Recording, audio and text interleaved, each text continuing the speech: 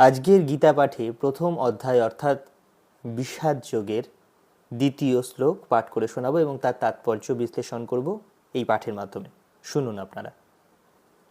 সঞ্জয় বললেন, হে রাজন, পাণ্ডবদের সৈন্যসজ্জা দর্শন করে রাজা দুর্যোধন দ্রোণাচার্যের কাছে গিয়ে বললেন, এইটা একটু বিশ্লেষণ করে শোনাই আপনাদের তাৎপর্যটা।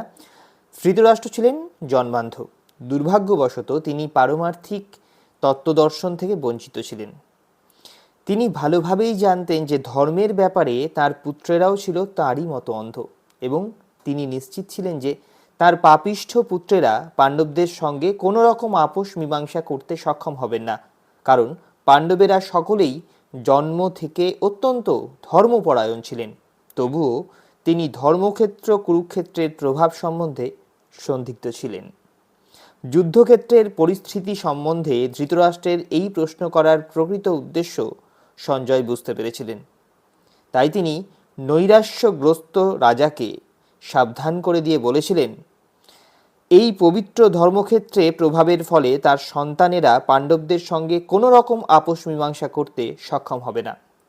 সঞ্জয় তখনই ধৃতরাষ্ট্রকে বলেন যে তার পুত্র দুর্যোধন পাণ্ডবদের মহৎ সৈন্যসজ্জা দর্শন করে তার বিবরণ দিতে তৎক্ষণাৎ সেনাপতি দ্রোণাচার্যের কাছে উপস্থিত হলেন।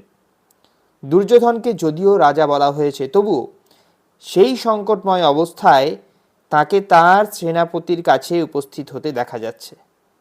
এর থেকে আমরা বুঝতে পারি চতুর রাজনীতিবিদ হবার সমস্ত গুণগুলি দুর্যোধনের মধ্যে বর্তমান ছিল।